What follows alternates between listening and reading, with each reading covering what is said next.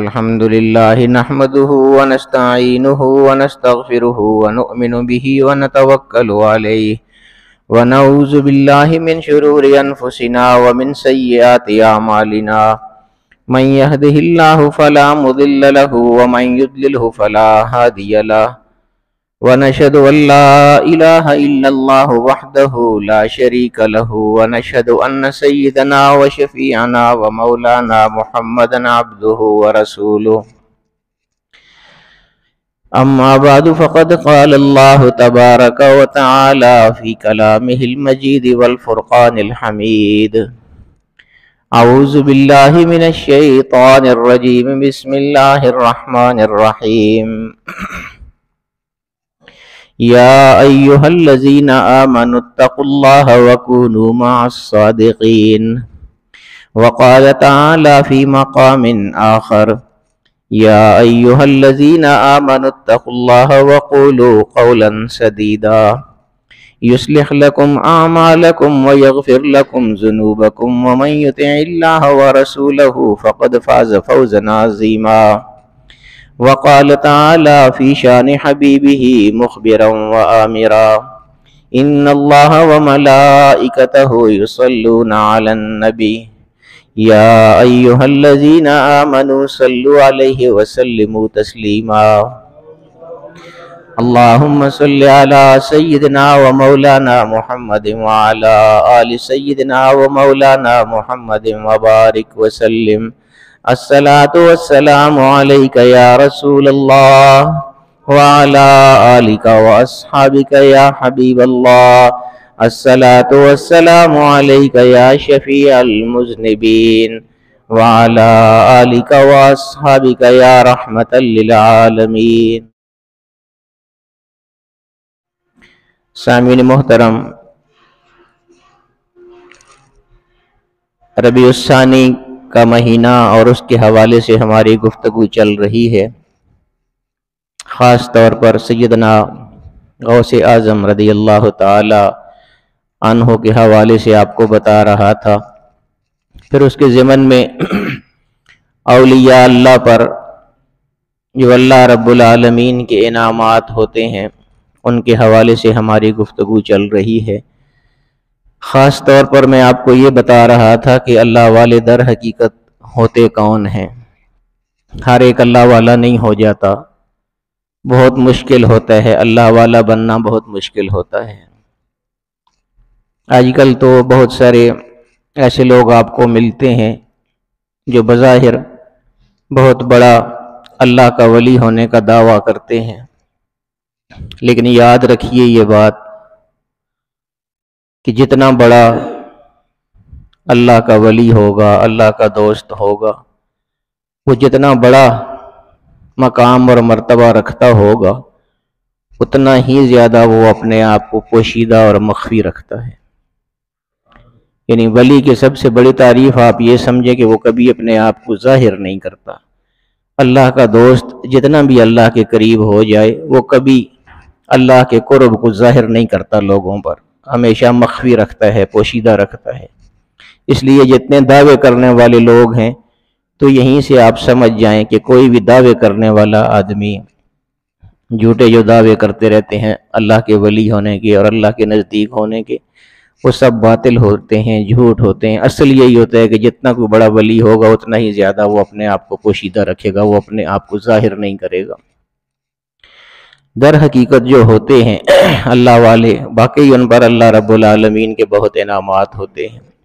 اصل میں انہوں نے زندگیاں ایسی گزاری ہوتی ہیں جو اللہ رب العالمین کے احکامات کے مطابق ہوتی ہیں. حضور نبی کریم صلی اللہ تعالی علیہ وآلہ وسلم کی سیرت پاک اس کے مطابق اپنی زندگی گزاری ہوتی ہے. بہت ساری چیزیں ہیں، بہت سارے حلال ہیں، بہت سارے حرام ہیں، بہت ساری چیزیں حلال، بہت ساری چیزیں حرام. تو حلال چیزوں کو حلال جاننے والے، حرام چیزوں کو حرام جاننے والے، جن چیزوں سے اللہ رب العالمین نے منع فرمایا ہے، حضور نے منع فرمایا ہے، ان سے بچنے والے، اور جن چیزوں کا اللہ پاک اور اس کے رسول نے حکم دیا ہے کہ یہ کام کرنے ہیں وہ کام کرنے والے، یہ لوگ کامیاب ہوتے ہیں. بہت مشکل ہے یہ زندگی. ہماری زندگی اگر آپ دیکھیں نا، آج کل کے معاشرے میں آپ دیکھیں، مثلا اللہ پاک نے قرآن کریم میں فرمایا کہ یا ایھا الذین آمنوا اتقوا اللہ، اے ایمان والو اللہ سے ڈرو۔ اب ہوتا یہ ہے کہ ہمیں عربی نہیں آتی، بہت سے لوگ ایسے ہوتے ہیں جن کو عربی نہیں آتی۔ ہمارے معاشرے میں تو اکثریت ایسے لوگوں کی اجمی لوگ ہیں، ہم عربی نہیں آتی، اسی لیے قرآن کا ہمارے اوپر اثر نہیں ہوتا، کہ ہمیں پتہ ہی نہیں ہوتا کہ اللہ پاک کیا کہہ رہا ہے ہم سے۔ عرب کے جو لوگ ہیں وہ نسبتاً دیکھیں ہم سے بہت اچھے ہیں، معاملات کے حوالے سے، عبادات کے حوالے سے، اذکار کے حوالے سے، اوامر و نواہی جو اللہ پاک نے جو حکم دیے ہیں، جن چیزوں سے منع فرمایا، یہ ساری چیزیں وہ ہم سے اچھی کرتے ہیں۔ وجہ کیا ہے کہ ان کو قرآن کی سمجھ آتی ہے، ہمیں پتہ ہی نہیں چلتا کہ قرآن میں اللہ پاک ہم سے کیا فرما رہا ہے۔ یا ایھا الذین آمنوا اتقوا اللہ، اے ایمان والو، اے ایسے لوگوں جو اللہ سے ڈرنے والے ہو، اللہ سے ڈرو، اتقوا اللہ، اللہ سے ڈرو۔ وَكُونُوا مَعَ الصَّادِقِينَ، اور سچے لوگ جو ہیں ان کے ساتھ شامل ہو جاؤ، یعنی سچائی اختیار کرو، سچے لوگوں کے ساتھ اٹھو بیٹھو، ان کی صحبت اختیار کرو۔ جب آدمی صحبت اختیار کرتے ہے کسی کی تو اس کا رنگ اس پہ بھی پھر چڑھنے لگتا ہے۔ سچے لوگوں کی صحبت اختیار کریں گے تو سچائی آپ کے بھی اندر آنی شروع ہو جائے گی۔ سچائی میں وہ عرض کر رہا تھا کہ ہمارا معاشرہ آج کل دیکھ لینا آپ کہ ہم کس حد تک سچے ہیں۔ ہر آدمی اپنے آپ کو بہتر طور پہ جانتا ہے، میں اپنے آپ کو بہتر جانتا ہوں، آپ سب اپنے آپ کو بہتر جانتے ہیں کہ ہم کتنے سچے ہیں۔ اللہ پاک نے جو فرمایا کہ سچے لوگوں میں ہو جاؤ، سچے لوگوں میں شمار کیے جاؤ، تو ہم کتنے سچے ہیں، ہم اللہ پاک کا کتنا حکم مان رہے ہیں۔ اللہ پاک نے فرما دیا نا کہ سچے ہو جاؤ، تو سچے ہم ہیں۔ سارا دن ہم اگر ہر آدمی اپنی زندگی کے ایک دن کا ہی محاسبہ کرے تو اس کو پتہ چلے گا کہ صرف ایک دن میں نے کتنے جھوٹ بولے ہیں۔ تو ہمارا تو ہر دن جھوٹوں کے ساتھ گزرتا ہے، کتنے ہی جھوٹ ہم بولتے ہیں، ہمیں پتہ بھی ہوتا ہے ہم جھوٹ بول رہے ہیں، پھر بھی ہم بول رہے ہیں۔ یہ بھی پتہ ہے کہ قرآن میں اللہ پاک نے منع فرمایا ہے جھوٹ بولنے سے، سچائی کا راستہ اختیار کرنے کا حکم دیا ہے۔ میں عرض یہ کر رہا تھا کہ یہ جو اللہ والے ہوتے ہیں، انہوں نے جو زندگیاں گزاری ہوتی ہیں تو وہ آسان زندگیاں نہیں ہوتی ہیں، بہت مشکل زندگی گزارنے کے بعد اللہ کا ولی بنتا ہے انسان۔ بہت زیادہ عبادات، بہت زیادہ ریاضات، مجاہدے، یہ ساری چیزیں کرنے کے بعد آدمی اللہ کا ولی ہوتا ہے۔ ہماری سچائی کیا سچائی ہے، اور ہے ہی نہیں ہے، ہم سچے ہے ہی نہیں ہیں۔ سچی بات تو یہ ہے کہ ہم جھوٹے ہیں، اور جھوٹا ہونے کی وجہ سے ہی ہمارے اوپر جتنی مشکلات آتی ہیں اسی وجہ سے آتی ہیں کہ ہم جھوٹ بولتے ہیں۔ وہ ہر جمعے کے خطبے میں کہا جاتا ہے، میں بھی ہر جمعے میں پڑھتا ہوں، وعلیکم بالصدق، تم پر یہ لازم ہے۔ یہ حدیث کے الفاظ ہیں جو خطبے میں بھی پڑھے جاتے ہیں۔ حضور علیہ الصلوۃ والسلام نے فرمایا کہ علیکم بالصدق، تمہارے اوپر لازم ہے کہ تم سچائی کو اختیار کرو، لازم ہے سچائی کو اختیار کرو۔ فإن الصدق ينجی، کیوں؟ اس لیے کہ سچائی ہمیشہ نجات دینے والی ہوتی ہے۔ والکذب یہلک، اور جھوٹ ہمیشہ انسان کو ہلاک کر دیتا ہے۔ وقتی طور پر تو ہم جھوٹ بول کے اپنے آپ کو بچا لیتے ہیں، لیکن یہ حقیقی کامیابی تو نہیں ہے، یہ تو وقتی کامیابی ہے۔ حقیقی کامیابی تو یہ ہے نا کہ آدمی سچ بولے اور ہمیشہ کے لیے امر ہو جائے۔ قائد اعظم نے کیا کہا تھا غازی علم الدین شہید سے؟ وہ سچائی ہے نا، دیکھیے نا آپ سچائی۔ قائد اعظم نے صرف اتنا کہا تھا، جب اس نے قتل کر دیا تھا اس کو، ہندو کو، غازی علم الدین شہید نے، اور شہادت کا رتبہ پایا تھا، تو کیس چل رہا تھا عدالت میں، تو قائد اعظم نے یہ کہا تھا غازی علم الدین شہید کو کہ صرف ایک بار یہ بیان دے دو کہ میں نے یہ قتل نہیں کیا ہے، بس پھر عدالتیں جانے اور عدالت کا نظام جانے اور میں جانوں۔ قائد اعظم تو خود بہت بڑے وکیل تھے نا، انہوں نے کہا تھا صرف ایک دفعہ کہہ دو کہ میں نے نہیں کیا یہ قتل، بس نہیں ہوگی، پھانسی نہیں ہوگی تمہیں۔ اب یہ سچائی ہے نا، وہ اگر کہہ دیتا کہ میں نے نہیں کیا، یا لکھ کے دے دیتا کہ میں نے نہیں کیا، تو اس کی جان بچ جاتی، پھانسی نہ ہوتی، لیکن وہ سچائی تھی نا۔ اس نے آگے سے یہی کہا تھا کہ پوری زندگی میں ایک ہی تو کام کیے ہے، صحیح کام جو تھا، تو اس کے بارے میں بھی میں یہ کہہ دوں کہ میں نے نہیں کیا ہے، میں نے کیا ہے، میں اقرار کرتا ہوں کہ میں نے کیا ہے، میں نے اس کو مارا ہے، اس لیے مارا ہے کہ میں نے اپنے آقا و مولا صلی اللہ تعالیٰ علیہ وآلہ وسلم کی عزت پر پیرا دیا ہے، اور میں برملا یہ اعلان کرتا ہوں کہ میں نے اس کو مارا ہے۔ آپ 10 دفعہ بھی مجھ سے پوچھیں گے تو میں یہی کہوں گا کہ میں نے اس کو مارا ہے، میں نے اس کو قتل کیا ہے۔ تو یہ سچائی تھی نا، آج تک اس کا نام جب بھی کوئی لیتا ہے تو غازی علم الدین شہید کہتا ہے۔ یہ شہید کیوں کہتا ہے اس کو؟ اس لیے کہ سچائی کا راستہ اختیار کیا تھا۔ میں روز یہ کر رہا تھا کہ وقتی طور پہ تو ہم جھوٹ بول کے اپنی جان بچا لیں گے، لیکن یہ تو حقیقی کامیابی نہیں ہے۔ حقیقی کامیابی تو وہی ہے جو اللہ کے ہاں کامیابی ہوگی، اللہ کے حبیب کے ہاں انسان کامیاب ہو جائے۔ ان کی نظروں میں انسان کو نہیں گرنا چاہیے۔ علامہ اقبال کی وہ ربائی بار بار میرے ذہن میں آ جاتی ہے ایسے موقع پر، اللہ کے دربار میں انسان شرمسار ہو یا حضور کی بارگاہ میں انسان شرمسار ہو، اس سے بڑی کوئی سزا انسان کے لیے ہو نہیں سکتی، کسی مسلمان کے لیے ہو نہیں سکتی۔ سب دعا فرمائیں کہ اللہ پاک ہمیں اپنے حضور بھی اور حضور علیہ الصلوۃ والسلام کے سامنے بھی کبھی شرمسار نہ کرے۔ یہ بہت بڑی بات ہے جو علامہ اقبال نے فرمائی تھی اپنی ربائی میں۔ ویسے ہی تو شاعر مشرق کا لقب ان کو نہیں ملا تھا، اصل میں ساری احساس کی بات ہوتی ہے۔ یہ زندگی جو اچھی گزارنی ہے یہ احساس کی بات ہے ساری۔ جس آدمی کو احساس ہو جاتا ہے کہ اللہ پاک نے مجھے زندگی دی ہے تو کس لیے دی ہے؟ تبارک الذی بیدہ الملک وہو علی کل شیء قدیر، سورہ ملک 29ویں پارے کی پہلی سورت، سورہ ملک پہلی آیت۔ ساری برکتیں اس اللہ رب العالمین کے ہاتھ میں ہیں، اسی کے لیے ہیں ساری برکتیں، ساری بڑائیاں۔ بیدہ الملک، جس کے ہاتھ میں ساری بادشاہیاں ہیں۔ وہو علی کل شیء قدیر، ہر چیز پر وہ قدرت رکھنے والا ہے، وہ ہر چیز پر قادر ہے۔ الذی خلق الموت والحیات، جس نے زندگی اور موت کو پیدا کیا۔ کیوں پیدا کیا؟ اب دیکھیے نا، اللہ پاک نے کیوں یہ زندگی ہم کو دی ہے؟ لیبلوکم ایکم احسن عملا، تاکہ اللہ پاک تم کو آزمائے کہ تم میں اچھے کام کون کر کے اپنی زندگی گزارے گا۔ تو یہ زندگی تو ہے، یہ آزمائش ہے، ساری امتحان ہے سارا۔ اللہ پاک نے ہمیں سب کچھ بتا دیا ہوا ہے کہ کون سے کام اچھے ہیں، کون سے کام برے ہیں، کن کاموں کو کرنا ہے، کن کاموں سے بچنا ہے، سب کچھ پوری تفصیل کے ساتھ۔ سارا قرآن بھرا پڑا ہے، ساری احادیث بھری پڑی ہیں، پھر بھی اگر ہم نہیں کرتے اور سنتے بھی رہتے ہیں، لوگ بتاتے بھی رہتے ہیں، علماء بھی بتاتے رہتے ہیں، اگر ہم عمل نہیں کریں گے تو اپنی کوتاہی ہوگی، اپنا نقصان ہوگا۔ تو صدق کے حوالے سے بات کر رہا تھا، سچائی کے حوالے سے۔ اللہ رب العالمین کے جو انعامات ہوتے ہیں بندوں پر، وہ تو حد سے سوا ہیں۔ وہ میں بات کر رہا تھا علامہ اقبال کی کہ اللہ پاک ہمیں شرمساری سے بچائے، حضور علیہ الصلوۃ والسلام کے سامنے بھی اور اللہ کے سامنے شرمسار ہونے سے بچائے۔ ان کو شاعر مشرق کا لقب جو ملا تھا تو وہ ویسے ہی نہیں ملا تھا، وہ احساس کی بات ہے۔ میں احساس کی جو بات کر رہا تھا زندگی گزارنے کے حوالے سے، ان کو کس قدر احساس تھا اپنی زندگی میں، اور حضور علیہ الصلوۃ والسلام کے سامنے شرمسار ہونے سے وہ کتنا گھبراتے تھے۔ ان کی ربائی کو دیکھیں آپ، کہاں ان کا خیال گیا ہے۔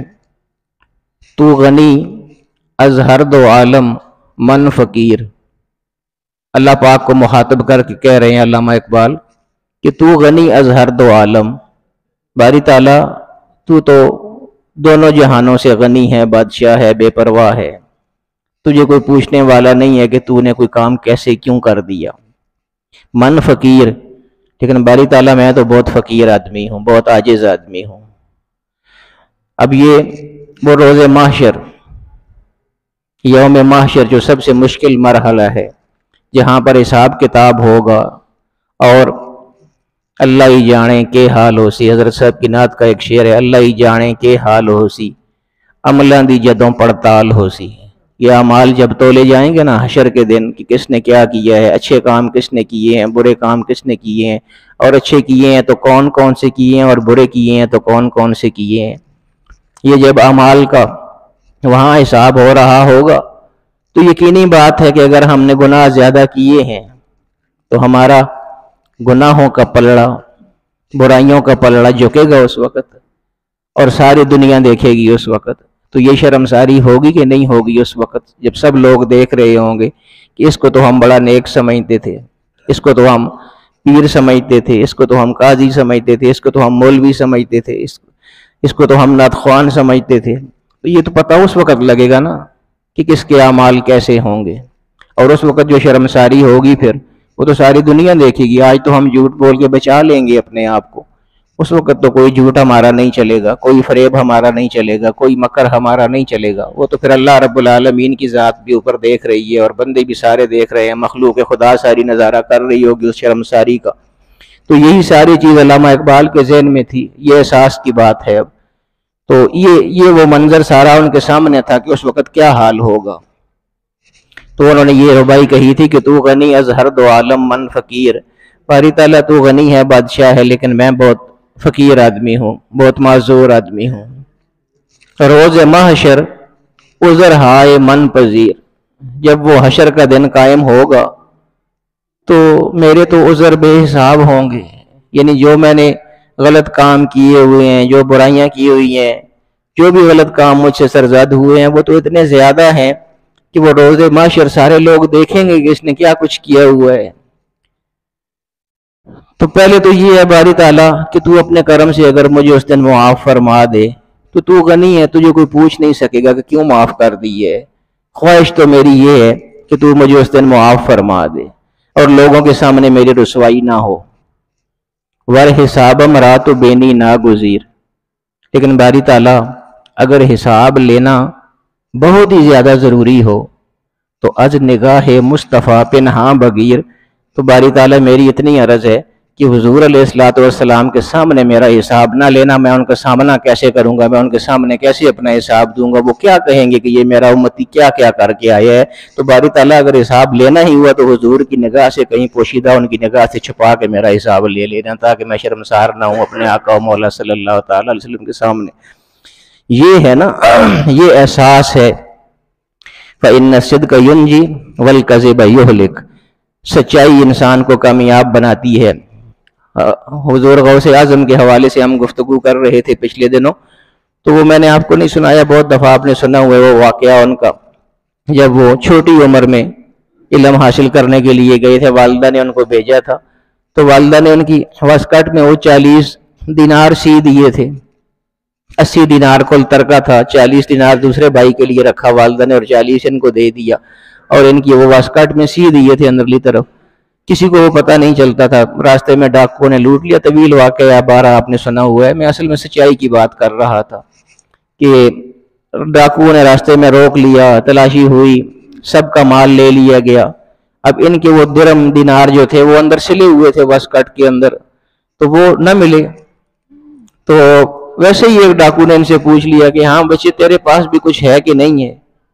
اب وہ جھوٹ بول سکتے تھے نا، ان سے کوئی مال نکلا تو نہیں تھا، باقی سب کا مال لوٹ لیا گیا تھا، ہے بھی وہ چھوٹے تھے اس وقت۔ تو یہ غوث اعظم جو ہیں تو یہ ایسے ہی تو غوث اعظم نہیں بن گئے نا، کوئی کردار کی صلاحیت ہوتی ہے تو آدمی یہ مقامات پاتا ہے۔ میں عرض یہ کر رہا تھا کہ اپنا کردار جب تک صحیح نہیں کریں گے کیسے بڑے عظیم بنیں گے ہم۔ تو بہرحال وہ عام بچہ تو نہیں تھا، وہ تو غوث اعظم تھے۔ پھر کسی نے پوچھا ڈاکو نے کہ ہاں بچے تیرے پاس بھی کچھ ہے کہ نہیں ہے؟ انہوں نے کہا ہے میرے پاس۔ پوچھا کیا ہے؟ تو فرمایا کہ 40 دینار ہے میرے پاس۔ تو اس نے کہا کہ ہم نے تو سب کی تلاشی لی ہے، تمہارے پاس سے تو کچھ بھی نہیں نکلا۔ یہ سچائی ہے نا۔ انہوں نے کہا کہ نہیں، میری واسکٹ کے اندر سلے ہوئے ہیں 40 درہم، اور میری والدہ نے وہ میرے سفر کے خرچے کے لیے مجھے یہاں دیے تھے کہ جب میں پڑھنے کے لیے جا رہا ہوں پردیس میں تو وہاں میرے کام آئیں گے، تو وہ میری والدہ نے سی دیے تھے میری واسکٹ میں۔ اور والدہ نے مجھے نکلتے ہوئے یہ کہا تھا کہ بیٹا علم حاصل کرنے کے لیے جا رہے ہو تو کسی بھی قسم کے حالات ہوں جھوٹ نہیں بولنا کبھی بھی۔ تو بس میں نے یہ والدہ کے ساتھ وعدہ کیا تھا کہ ٹھیک ہے اماں جی میں جھوٹ نہیں بولوں گا پوری زندگی۔ تو اب تم نے مجھ سے پوچھ لیا تھا کہ تمہارے پاس کچھ ہے کہ نہیں ہے، تو میں کیسے کہہ دیتا کہ نہیں ہے میرے پاس، میں نے تو اپنی ماں کے ساتھ وعدہ کیا ہوا ہے۔ وہ ڈاکو پکڑ کے لے کے ان کو اپنے سردار کے پاس چلا گیا اور جا کے اس کو بتایا۔ ڈاکو نے بھی وہ سردار جو ہے اس نے بھی ساری بات پوچھی تو انہوں نے یہی فرمایا، انہوں نے فرمایا کہ میں اپنی والدہ کے ساتھ وعدہ کر کے نکلا تھا کہ میں کسی بھی حال میں جھوٹ نہیں، یہی میں عرض کر رہا تھا نا کہ سچائی جو ہے وہ انسان کو نجات دیتی ہے، جھوٹ انسان کو ہلاک کرتا ہے۔ تو انہوں نے فرمایا کہ میں والدہ کے ساتھ وعدہ کر کے نکلا تھا، میں جھوٹ نہیں بول سکتا تھا، میں والدہ کے ساتھ آج شکنی نہیں کر سکتا تھا، اس لیے نعرہ تکبیر، نعرہ رسالت، قبلہ حضرت صاحب۔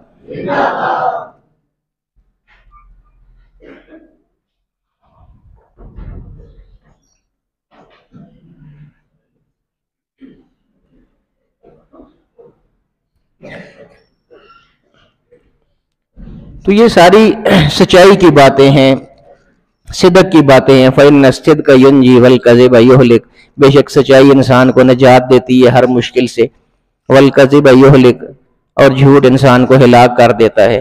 اگر وہ نہ بتاتے، اصل میں وہی ہے کہ وہ پوچھ لیا تھا، اگر نہ پوچھا جاتا تو شاید وہ نہ بتاتے اور وہ بچ بھی جاتے، لیکن وہی بات تو یہی ہے نا کہ سچائی کا امتحان تھا وہاں پر، تو اس لیے ڈاکو نے پوچھ بھی لیا کہ بیٹا تیرے پاس کچھ ہے کہ نہیں ہے، تو اب جب پوچھ لیا تو پھر تو جواب دینا لازمی تھا۔ اسی طرح حضرت ابوبکر صدیق رضی اللہ تعالیٰ عنہ، ان کے ساتھ بھی ہوا تھا جب ہجرت کے موقع پر حضور علیہ الصلوۃ والسلام کے ساتھ جا رہے تھے غار ثور کی طرف، لمبا واقعہ ہے، تو بات سچائی کی ہو رہی ہے، تو ان کا تو نام ہی صدیق ہے نا، حضرت ابوبکر صدیق، ان سے بڑا سچا ہو کون سکتا ہے، وہ تو سچوں کے امام ہیں ابوبکر صدیق رضی اللہ تعالیٰ عنہ۔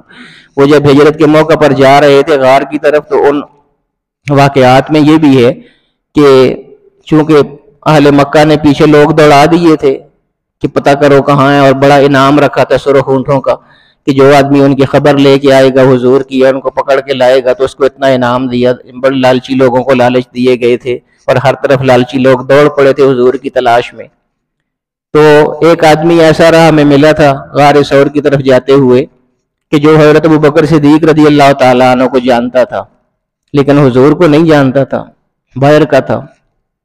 تو اس نے جب دیکھا ان دو کو تو وہ حضرت ابوبکر صدیق کے پاس آیا اور آ کے کہا کہ یہ کون ہے تمہارے، ابوبکر یہ کون ہے تمہارے ساتھ؟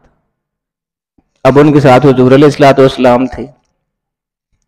حضرت ابوبکر صدیق کو یہ بھی پتا تھا کہ اگر میں نے یہ بتا دیا کہ یہ محمد صلی اللہ علیہ وسلم ہے تو اطلاع مکہ تک پہنچ جائے گی اور حضور علیہ الصلوۃ والسلام کو پکڑ لیا جائے گا، ان کو بچانا اس وقت ضروری تھا کیونکہ ان کی زندگی کو خطرہ تھا۔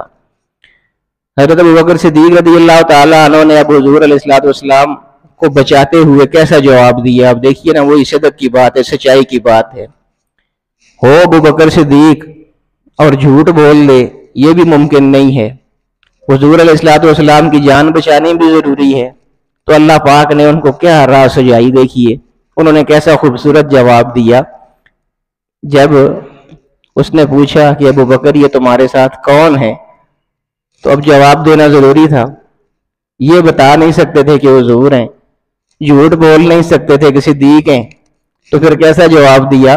فرمایا رجل یہدین الطریق، یہ ایسا بندہ ہے کہ جو مجھے راستہ دکھاتا ہے۔ اس زمانے میں گائیڈ ہوا کرتے تھے، آج کل کی طرح روڈ سڑکیں تو ہوتی نہیں تھی، نہ بورڈ لگے ہوتے تھے، تو گائیڈ ہوتے تھے جو لے کے جاتے تھے لوگوں کو۔ تو ان کا مطلب یہ تھا حضرت ابوبکر صدیق کا، اس کو اس طرح، یعنی اس کو زومانہ جملہ کہتے ہیں کہ ایک جملہ ایسا بولا جائے کہ جس کے دو معنی آگے بنتے ہوں، تو یہ زومانہ جملہ حضرت ابوبکر صدیق نے بولا اور اپنا جو صدق کا وہ پہلو ہے وہ بھی بچا لیا اور حضور علیہ الصلوۃ والسلام کی جان کو بھی بچا لیا، حضور کو بھی محفوظ فرما لیا۔ فرمایا رجل یہدین الطریق، یہ ایسا بندہ ہے کہ جو مجھے راستہ دکھاتا ہے۔ وہ بندہ یہ سمجھا کہ یہ گائیڈ ہے، ان کو راستہ دکھا رہا ہے، جبکہ حضرت ابوبکر صدیق کا مطلب یہ تھا کہ یہ ہمارے وہ رہنما ہیں جنہوں نے ہم کو دین کا راستہ بھی دکھایا اور کل قیامت کا راستہ بھی انہیں کے راستے پر چلتے ہوئے گزاریں گے۔ تو یہ سچائی ہوتی ہے۔ اسی طرح وہ حضور غوث اعظم کا بھی جو ہے خود انہوں نے بتا دیا۔ اور پھر ڈاکو نے جب پوچھا تو فرمایا کہ ہاں میری والدہ نے مجھ سے عہد لیا تھا، میں نے وعدہ کیا ہوا تھا، اور یہ سچائی کا ایسا اثر ہوا تھا کہ وہ ڈاکوؤں کا جو سردار ہے وہ رو پڑا تھا۔ اس نے کہا کہ تو نے اپنی ماں کے ساتھ وعدہ کیا ہوا، اس کی اتنی لاج رکھی ہے اور اتنا سچا تو ثابت ہوا ہے، اور میں نے اپنے اللہ کے ساتھ کتنے وعدے کیے ہوئے ہیں جو میں بھول بیٹھا ہوں، تو آج ہی میں توبہ کرتا ہوں۔ سارے ڈاکوؤں نے توبہ کی اس کے ساتھ ہی، سارے ڈاکو بھی راہ راست پر آ گئے، سب کا مال بھی لوٹا ہوا واپس کر دیا، تو وہ ایک سچ جو حضور غوث اعظم نے بولا تھا اس کی وجہ سے اب سب کے مال بھی سب کو مل گئے اور سب کی رہنمائی بھی اللہ تعالیٰ کے کرم سے ہو گئی۔ تو یہ ہے نا فَإِنَّ الصِّدْقَ يُنْجِي، سچ جو ہے وہ ہمیشہ نجات دیتا ہے۔ اس لیے ہمیشہ یاد رکھیے، ہم بہت سے جھوٹ زندگی میں بولتے ہیں، ہر دن بولتے رہتے ہیں، یہ یاد رکھیے کہ یہ وقتی جھوٹ ہیں، وقتی سہارے ہیں سارے۔ تو ہمیشہ کوشش کیجئے جھوٹ سے بچیے۔ جب بھی ہم جھوٹ بول رہے ہوتے ہیں ہمیں پتہ ہوتا ہے کہ ہم جھوٹ بول رہے ہیں۔ تو یہ جو قرآن کی آیات ہیں یا اللہ رب العالمین کے احکام ہیں یا کلام ہے اللہ کا، یہ ساری چیزیں اس لیے تو نہیں ہے نا کہ ہم سنیں اور محظوظ ہو جائیں یا تھوڑا مسرور ہو جائیں، نہیں، یہ اس لیے ہے کہ اللہ نے حکم دیے ہیں، یہ کرنے ہیں ہم نے۔ تو جو بھی ایسی بات ہو جو اللہ کا حکم ہو، اللہ کے رسول کا حکم ہو، اپنی زندگی میں یاد کریں کہ باری تعالیٰ واقعی آج سے پہلے میں اس چیز نہیں یہ کر سکا، لیکن باری تعالیٰ آئندہ میں احتیاط کروں گا، میں کوشش کروں گا۔ کوشش ہی کرنا بندے کا کام ہے۔ ہم ظاہر ہے مکمل انسان تو اس طرح ہو نہیں سکتے نا جس طرح انبیاء کرام ہوتے ہیں، وہ تو معصوم ہوتے ہیں، ہم تو معصوم نہیں ہوتے ہیں، ہم سے تو غلطیاں ہونی ہوتی ہیں، لیکن بندہ کوشش تو کر سکتا ہے گناہوں سے بچنے کی، خطاؤں سے بچنے کی، جس حد تک ہو سکتا ہے۔ تو کوشش کرنی چاہیے کہ اللہ رب العالمین ہمیں خطاؤں سے بچائے، ہمیں گناہوں سے بچائے، ہمیں جھوٹ سے بچائے، ہمیں بے ایمانی سے بچائے۔ یہ ساری چیزیں ایسی ہیں جو اللہ نے منع کی ہوئی ہیں اور ہم روز کر رہے ہوتے ہیں۔ وہ بات وہی ہے کہ شیطان نے ہمارے اندر سے احساس ختم کر دیا ہوا ہے، ہمیں احساس ہی نہیں ہوتا کہ ہم غلط کام کر رہے ہیں، حالانکہ ہم غلط کام کر رہے ہوتے ہیں۔ جھوٹ بولتے ہوئے ہمیں پتہ ہوتا ہے کہ ہم جھوٹ بول رہے ہیں، پھر بھی ہم دھڑلے سے بول رہے ہوتے ہیں۔ تو یہ ساری احساس کی بات ہے۔ اللہ رب العالمین ہمیں یہ احساس کی توفیق نصیب فرمائے، احساس کی دولت اللہ پاک ہم کو عطا فرمائے۔ اللہ رب العالمین حیران ہوتا ہے آدمی، یہ جتنے نیک لوگ ہوئے ہیں نا، جن اولیاء اللہ کی گفتگو ہم یہ کر رہے ہیں پورے مہینے سے، بہت سی چیزیں ایسی ہوتی ہیں کہ جن کو ہم ضروری سمجھتے بھی نہیں اور وہ ضروری ہوتی بھی نہیں ہیں، لیکن مفید بہت ہوتی ہیں اور ان لوگوں نے ان پر عمل کیا ہوتا ہے۔ وہی عربی نہ سمجھنے والی بات ہے۔ اللہ پاک کا کرم دیکھیے، اللہ پاک فرماتا ہے بندے کے لیے، جتنے لوگ نیک گزرے ہیں آپ نے ان کے حالات میں، ان کے واقعات میں یہ سنا ہوگا کہ وہ رات کی وضو کے ساتھ صبح کی نماز پڑھ لیتے تھے۔ تو باوضو رہنا یہ ایک الگ چیز ہے، اس کے بارے میں بہت کم ہم کو بتایا جاتا ہے۔ باوضو رہنے سے انسان کو کتنا فائدہ ہوتا ہے، یہ جو آدمی باوضو رہتا ہے اس کو پتہ ہے۔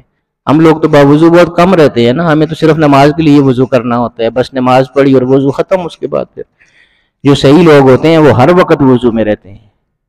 جب بھی واش روم گئے، پیشاب کیا یا ویسے کسی وجہ سے وضو نہ رہا، فوری طور پر وہ وضو کر لیتے ہیں۔ اور اس کا کیا فائدہ کیا ہوتا ہے میں آپ کو بتاتا ہوں کہ جب انسان وضو میں ہوتا ہے تو انسان کا خیال کبھی بھی گناہ کی طرف نہیں جاتا، کیونکہ انسان اس وقت پاک ہوتا ہے۔ کبھی بھی گناہ کی طرف انسان کا خیال نہیں جاتا۔ انسان بہت سے گناہوں سے صرف اس وجہ سے بچ جاتا ہے کہ اس نے وضو کیا ہوا ہے۔ اور یہ نیک لوگ ہمیشہ وضو میں رہتے ہیں۔ جب وضو میں ہوتے ہیں آپ تو ویسے ہی آدمی کا دل کرتا ہے، اور اصل میں تو اندر کی پاکیزگی ہے نا، وضو کی وجہ سے اندر کی پاکیزگی حاصل ہو چکی ہوتی ہے بندے کو۔ تو جب انسان نے وضو کیا ہوا ہوتا ہے تو ویسے ہی آدمی کا دل میں آتا ہے، خیال آتا ہے دل میں کہ میں ویسے بھی وضو کیا ہوا ہے، تو اگر میں 2 رکعت نماز پڑھ لوں، 2 سجدے کر لوں اللہ رب العالمین کو، تو کتنا مزہ آئے گا۔ وہ خود ہی بندہ سجدے کرنے لگتا ہے اور نمازیں پڑھنے لگتا ہے۔ یہ صرف وضو کی برکت۔ اور اللہ پاک کیا فرماتا ہے، یہ ویسے ہی وضو نہیں، اور لوگ وضو میں رہتے اور نیک لوگ وضو میں رہتے۔ اللہ پاک حدیث قدسی آپ دیکھیے، اللہ پاک فرماتا ہے یہ وضو میں رہنے کے حوالے سے آپ دیکھیے، اب اللہ پاک فرماتا ہے کہ من احدث، ایسا بندہ میرا جس کا وضو کسی بھی وجہ سے ٹوٹ گیا ہو، یعنی واش روم گیا، پیشاب کی حاجت ہوئی یا ویسے کسی وجہ سے، ہوا کی وجہ سے، کسی بھی وجہ سے وضو ٹوٹ گیا، یعنی وضو میں رہنے کے حوالے سے یہ ساری بات ہو رہی ہے۔ ایسا میرا بندہ کہ جس کا وضو کسی وجہ سے ٹوٹ گیا، کسی بھی وجہ سے، وَلَمْ يَتَوَضَّ، اور پھر اسی وقت اس نے دوبارہ وضو نہ کیا، فَقَدْ جَفَانِي، تو اس نے میرے ساتھ بے وفائی کی ہے۔ اللہ پاک فرما رہا ہے جس کا وضو ٹوٹ گیا کسی بھی وجہ، یہ وضو کی بات ہو رہی ہے، ہم تو پتہ نہیں کیا، کئی لوگ ہم میں ایسے ہوں گے کہ جن پر غسل واجب ہوا ہوتا ہوگا اور وہ بھی ویسے گھوم رہے ہوتے ہوں گے. یہ تو وضو کی بات میں آپ کو بتا رہا ہوں کہ ابھی وہ پاک ہیں غسل کے حوالے سے، صرف وضو نہیں ہے. پھر بھی دیکھیے کہ اللہ پاک فرماتا ہے کہ جس کا وضو ٹوٹ گیا کسی بھی وجہ سے، وَلَمْ يَتَوَضَّ، اس نے اسی وقت پھر وضو نہ کیا، فَقَدْ جَفَانِي، تو اس نے میرے ساتھ بے وفائی کی ہے.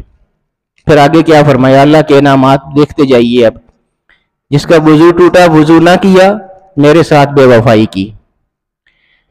جس نے ومن تودع، اور جس کا وضو ٹوٹا اور اس نے وضو بھی کر لیا، ولم یصلی رکعتین، اور 2 رکعتیں میرے حضور نہ جھکا، فقد جفانی، اس نے بھی میرے ساتھ بے وفائی کی ہے. یعنی وضو ہے تو پھر کیوں 2 رکعتیں نہیں پڑھ لی ہیں، 2 سجدے کیوں نہیں کر لیے مجھے، فقد جفانی، اس نے بھی میرے ساتھ بے وفائی کی ہے.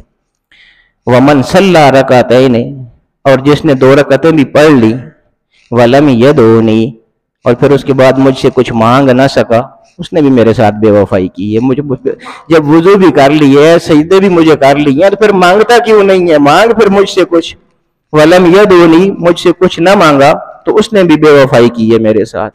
اب آگے دیکھیے، ومن دعانی ولم اجبہ، اور جس نے وضو بھی کیا، سجدے بھی کر لیے 2 اور مجھ سے مانگ بھی لیا، ولم اجبہ، اور پھر میں اس کو عطا نہ کروں، تو فقد جفاؤ، تو پھر اس نے بے وفائی نہیں کی، پھر میں نے اپنے بندے کے ساتھ بے وفائی کر دی ہے. وَيَا محمد لَسْتَ بِرَبِّكَ جَافٍ، اور اے محمد اپنے بندوں کو بتا دیجئے، اپنے امتیوں کو بتا دیجئے کہ آپ کا رب کبھی بھی بے وفا نہیں ہو سکتا، میں کبھی بے وفائی نہیں کر سکتا اپنے بندے کے ساتھ.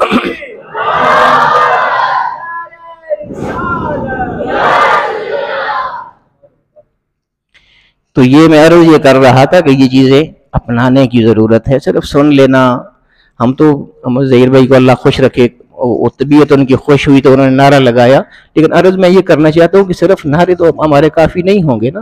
اصل میں تو یہ کہ ساری چیزیں اپنانی ہیں، اپنے اوپر، اپنی زندگیوں میں ان کو شامل کرنا ہے، اپنے کردار میں ان کو شامل کرنا ہے. حضور علیہ الصلوۃ والسلام کی تعلیمات ہیں، ساری زندگی آپ کی اسی لیے گزری ہے، تکلیفیں ساری آپ نے اس لیے اٹھائی ہیں کہ یہ دین ہم تک پہنچے، اور دین پہنچایا ہم تک. پھر بھی اگر ہم اس سے روگردانی کریں گے، اس سے دور ہوں گے، پھر تو ہماری کامیابی کوئی نہیں ہے نا، سراسر ناکامی ہے ہماری.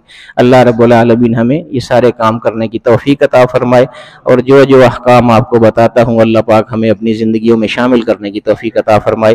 وآخر دعوانا ان الحمدللہ رب العالمین.